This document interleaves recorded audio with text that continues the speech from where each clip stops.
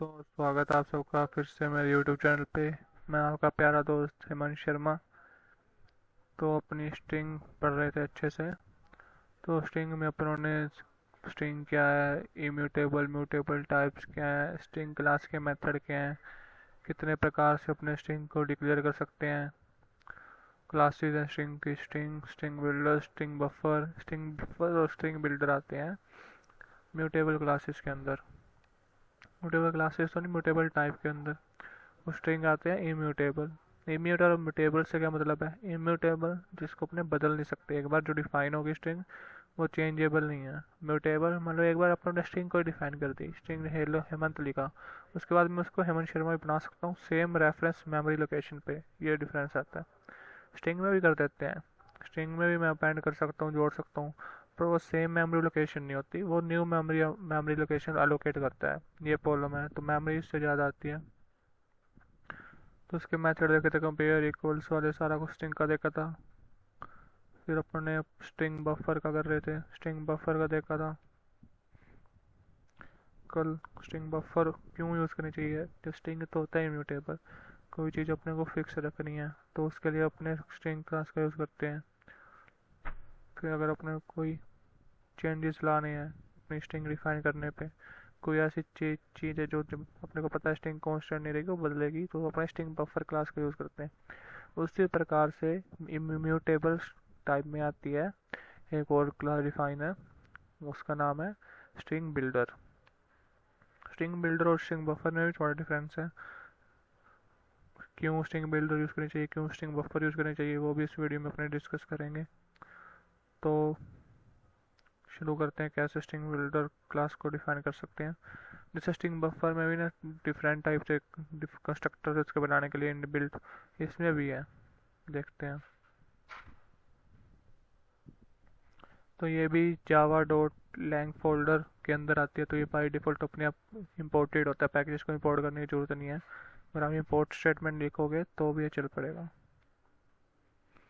जैसे पहले करते हैं स्ट्रिंग, ये क्लास है तो ये कैपिटल से स्टार्ट होएगी, और क्लास किसको फॉलो करते हैं? पास्कल केस को। क्लास नेम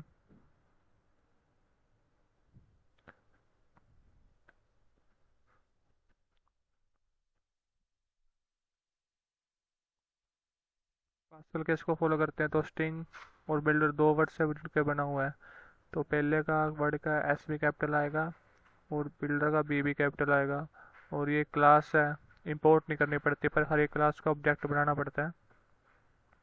तो ऑब्जेक्ट बनाने का तरीका कैसे होता है? न्यू न्यू कीवर्ड से जेएमएम एक्टिवेट हो जाता है, वो ऑब्जेक्ट क्रिएट करने के लिए तैयार हो जाता है।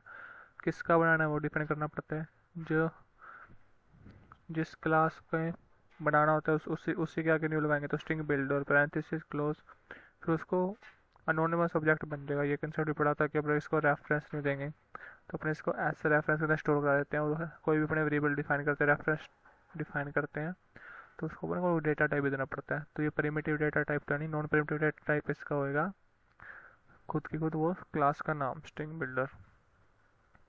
एक तो ये मेथड हो गया।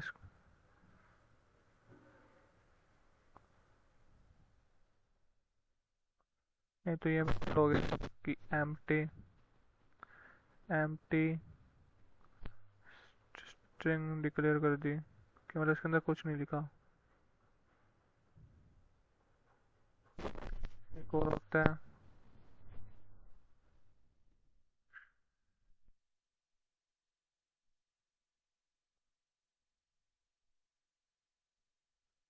लेटर में आ रहा है सारा, string builder s1 equal to new equal to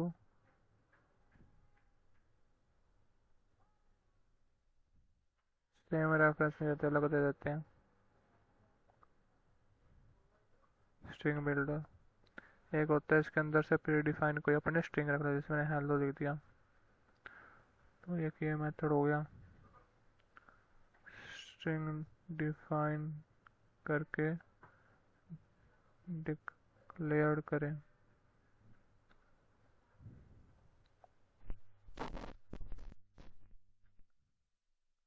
एक होता है कि अपन ये कर सकते हैं, कोई प्री डिफाइन लेंथ डिफाइन कर दें कि इतने लेंथ की स्ट्रिंग बिल्डर चाहिए अपने को।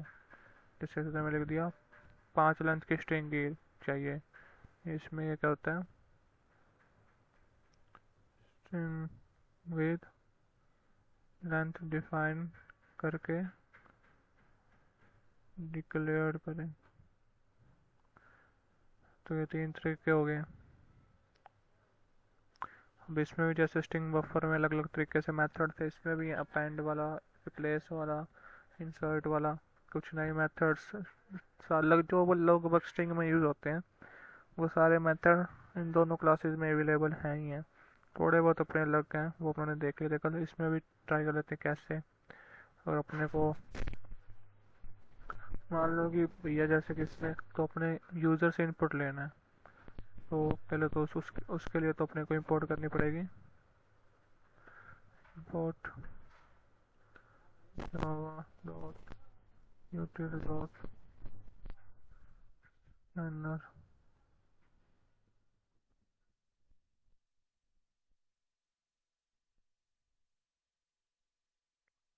ये तो पता ही है। और जैसे मैंने एस के अंदर को इनपुट लेना, तो उसको पहले अपने किसी string S equal to next dot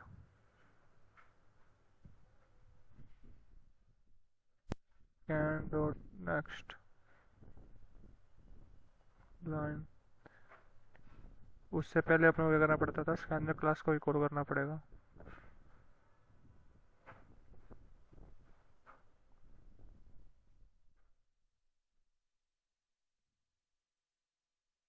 और पाइप क्रिएट करते हैं सिस्टम डॉट इन से।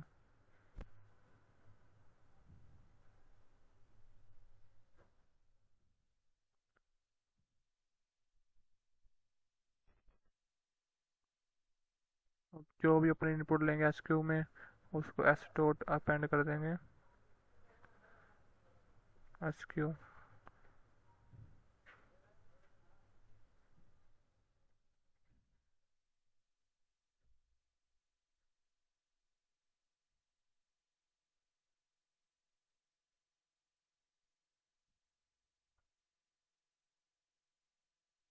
इसमें गड़बड़ क्या आ रही है,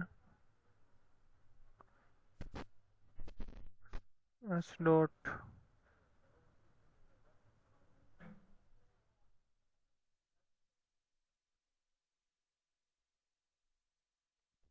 प्रिंट करा के देखते हैं।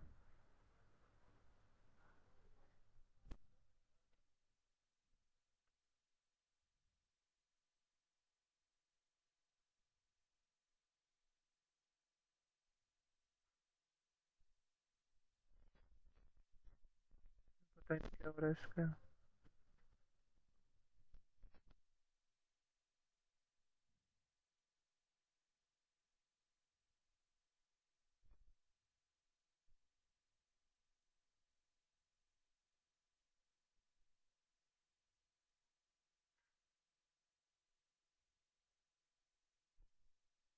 अच्छा, मेन मेथड तो लिखा है, सबसे बड़ी गलती कर दी। मेन मेथड के बिना कुछ होता ही नहीं, तो ये गड़बड़ आ रही है सारी।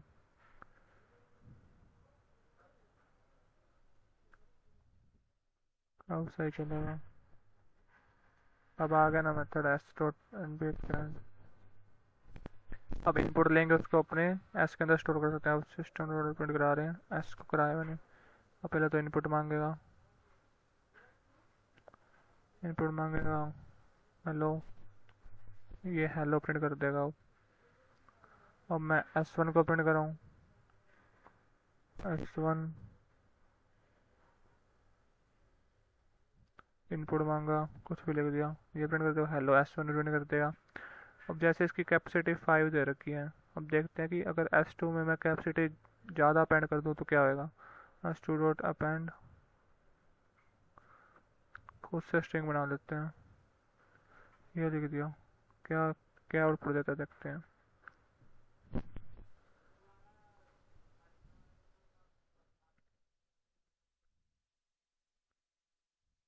क्या है, अपन ने S2 की कैपेसिटी 5 दे रखी थी, पर मैंने उनको पिछली क्लास में भी बताया था कि अगर ज़रूरत पड़ती है तो ये अपनी कैपेसिटी इंक्रीज़ कर लेते हैं अकॉर्डिंग टू जितना डेटा अपने इनपुट दे रहे हैं, कितना डेटा ये अपने इसको चाहते हैं। तो किस किस कैसे स्टोर करते हैं, जितने भी इसकी प्रीवियस थी उससे +1 × 2 कर लेते हैं। S2 की अब प्रिंट करा के देखते हैं, कोई छोटा डेटा देख के देखते हैं पहले, नहीं तो फिर समझ में ये दिया 5 थे ना, 5 5 जो होगी 7 दे देते हैं, अब प्रिंट कराते हैं। फिर अपने इसकी कैपेसिटी भी प्रिंट करा के देखते हैं। S2 डॉट कैपेसिटी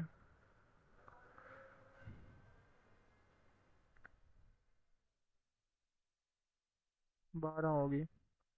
कैसे हुई, एक बार इनपुट वाला हटा देते हैं अपने को, मेरे को ये सिखाना था मैंने सिखा दिया।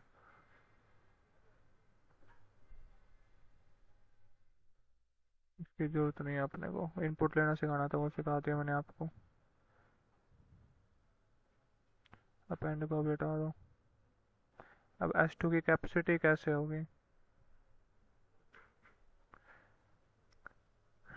कि पहले इसकी थी 5, अब उन्होंने 5 से ज़्यादा इसको कैपेसिटी का डेटा स्ट्रिंग इनपुट दे दिया, तो ये 5 से कैसे बढ़ेगा, 5 + 1 × 2 6 × 2 12। तो ऐसे इसकी कैपेसिटी बढ़ती है, इंटरनली ऐसे होता है। ये भी कैपेसिटी का भी अपने सीख लिया। और अपने चेक कर सकते हैं, जैसे S2 में अपेंड करा हुआ है अपनों ने, तो S2 के अंदर अब डेटा है JFFD, एंड से विद भी होता है, तो वो ट्रू फॉल्स देता है। system.out.s2.ends with, अगर आपको चेक करवाना है इसमें होता है क्या,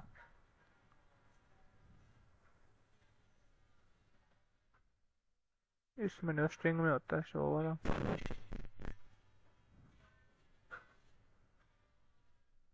इसमें नहीं होता वो वाला।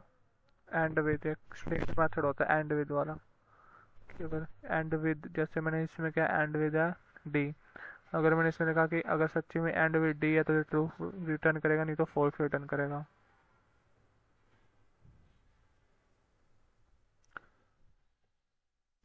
इसमें अपेंड की जगह जैसे उसमें कैर एट भी पता लगा सकते हैं अपने,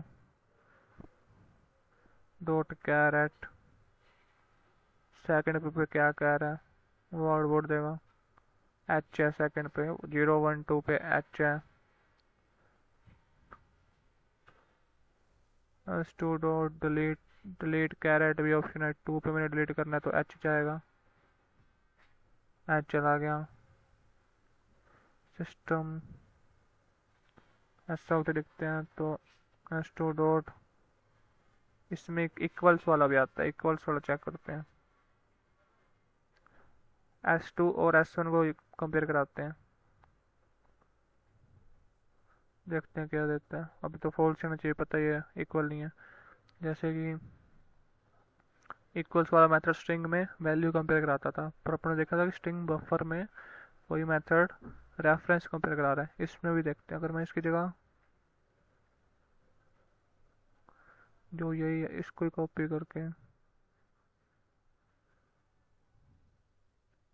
इसके अंदर डाल दूँ, अब तो ये वैल्यू बिल्कुल सेम है। अब देखते हैं क्या आउटपुट देगा। अभी भी फॉल्स दे रही है, क्यों, क्योंकि ये दो न्यू कीवर्ड से इंडिपेंडेंट, न्यू कीवर्ड बनाते हैं तो हर एक बार नया ऑब्जेक्ट क्रिएट होता है, नया ऑब्जेक्ट क्रिएट होगा तो नया रेफरेंस क्रिएट होएगा। तो वैल्यू इससे मतलब नहीं है, इसको रेफरेंस ही मतलब है, स्ट्रिंग बफर और स्ट्रिंग बिल्डर दोनों क्लासेस में। ये भी देख लिया।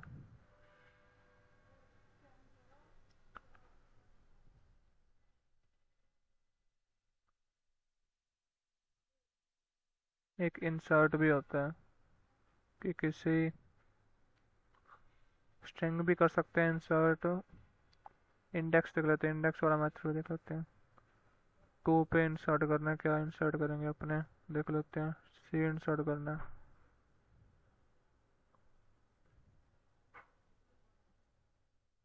इसमें सिस्टम लोड की जरूरत नहीं है। अब प्रिंट करते हैं S2, 2 पे इंसर्ट कर दिया सी, पहले एच, एच था ना, एफ था, एफ आगे रिप्लेस हो गया, इसकी लेंथ बढ़ गई और एक सी आ गया इंडेक्स 2 पे। कोई वैल्यू इंसर्ट भी करा सकते हैं। तो ऐसे बहुत सारे यूज केस भी इसके और मेथड देख लेते हैं। कैपेसिटी कर लिया, कैर एट इंडेक्स कर लिया, हैश कोड बता सकता हूँ ना, हैश कोड आपको बताया नहीं मैंने अभी तक। हीप मेमोरी, एरिया मेमोरी, जो भी अपने होते हैं बता ही देता हूँ पहले। हैश कोड देखो क्या आउटपुट आता है। ये कोई वैल्यू आ गई ऐसी नंबर की फॉर्म में। तुम रैम में ना बता रहे थे कि दो टाइप की मेमोरी डिवाइडेड होती है, स्टैक मेमोरी और हीप मेमोरी। स्टैक मेमोरी में होता है रेफरेंस स्टोर, और हीप मेमोरी में स्टोर होते हैं डाटा, वैल्यूज़ या कोई भी उसकी प्रॉपर्टीज़। तो हर एक मेमोरी लोकेशन को ना यूनिक आईडी दी जाती है। एक तो अपने रेफरेंस खुद भी देते हैं, जो रैम की मेमोरी होती है बाइट्स में 8 × 10 की पावर 9 गीगाबाइट्स में देखें तो 800 करोड़ नंबर्स तक वो भी वैल्यू आती है। पर एडिशनली एक यूनिक आईडी भी दी जाती है सारी मेमोरी को, उसका नाम है हैश कोड। वैसे ये हैश की फॉर्म में होती है, इसमें तो ये नंबर आउटपुट दे रहा है। हैश की फॉर्म में हेक्साडेसिमल एड्रेस में होती है ये। तो वही है कि जो स्टोरेज S2 है ना, S2 के अंदर ये वैल्यू स्टोर है, उसकी जो यूनिक आईडी दी हुई है कंप्यूटर ने, रैम ने, वो है ये बताता है अपने को। तो यही था स्ट्रिंग बिल्डर का। तो अब थोड़े अपने डिफरेंसेस देख लेते हैं, डिफरेंस डिस्कस कर लेते हैं कि स्ट्रिंग बफर और स्ट्रिंग बिल्डर में क्या डिफरेंस है। पहला डिफरेंस तो आता है स्ट्रिंग में, देखते हैं। स्ट्रिंग में आता है कि इम्यूटेबल है, एक बार इसे डिक्लेयर कर दिया तो ये चेंजेबल नहीं है, बनेगा तो नया रेफरेंस में जाके काम होगा। स्ट्रिंग बफर क्या है, ये इम्यूटेबल है, कोई एक बार काम कर लिया इसे चेंज कर सकते हैं। स्ट्रिंग बिल्डर ये भी इम्यूटेबल है, एक बार कोई काम कर लिया तो उसे अपने चेंज कर सकते हैं। स्ट्रिंग स्ट्रिंग में और क्या आता है कि ये मेमोरी एलोकेशन ज़्यादा लेता है।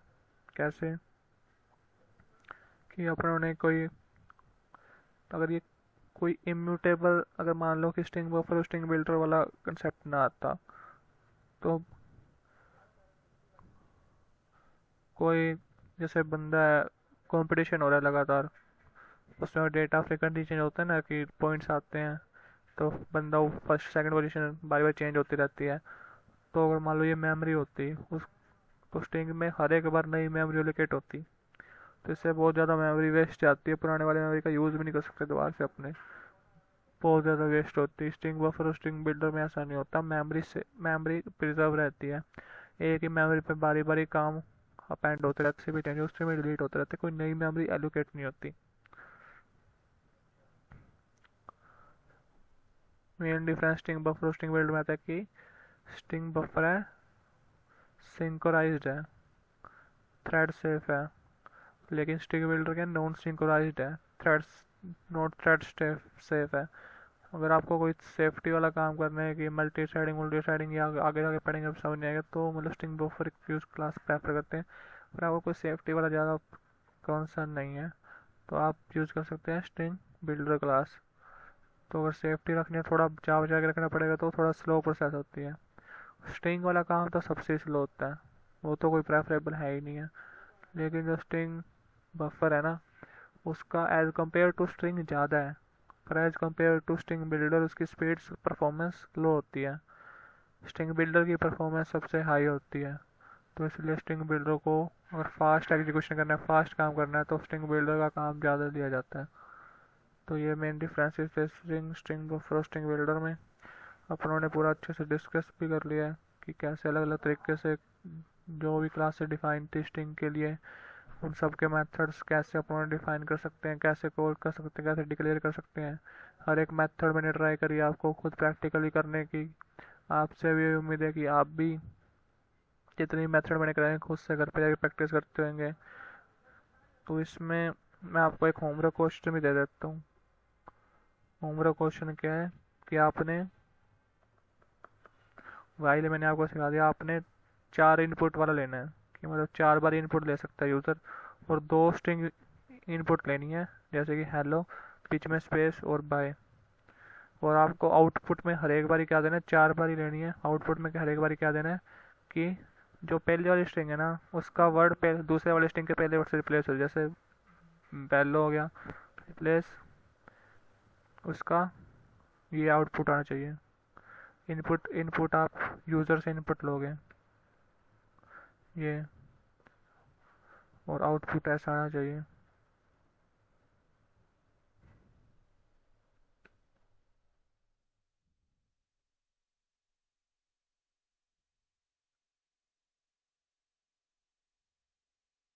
आपका होमवर्क क्वेश्चन है, आपको ये ट्राई करके आना है कि 4 बार ही लूप चलना चाहिए। कुछ भी लूप यूज़ करो, मतलब ये 4 बार होना चाहिए कि एक बार आपने इनपुट लिया, उसका आउटपुट आ गया, दूसरी बार इनपुट इनपुट लिया, फिर उसका आउटपुट आ गया। ऐसे करते करते 4 टाइम चलना चाहिए, और एक बार साथ के साथ आउटपुट आना चाहिए। फॉर्मेट कैसा रहेगा, पहले इनपुट लेके एक स्ट्रिंग का, फिर स्पेस आना चाहिए और दूसरी स्ट्रिंग का इनपुट आना चाहिए साथ में। ये जावा में अपने आप हो जाता है, 2 स्ट्रिंग का इनपुट ले रहे हो ना, तो स्पेस करके दूसरे का साथ में आ जाता है। ट्राई करना, अगली क्लास में मैं करा दूंगा वैसे पहले ये। और आउटपुट भी आना चाहिए, पहले स्ट्रिंग का रिप्लेस होगा दूसरे से पहले वर्ड, दूसरी स्ट्रिंग का रिप्लेस होगा पहले से बराबर। तो ये आपको करना है घर पे। तो ठीक है दोस्तों, ये अपना स्ट्रिंग यहीं ख़त्म होता है। तो अब ये होमवर्क क्वेश्चन आप डिस्कस करना, अगले अपने देखें किस टॉपिक पे डिस्कस करने होगा, वो मैं शुरू करूँगा अगर नया टॉपिक शुरू होएगा। तब तक के लिए okay bye, take care, like subscribe कीजिए, थैंक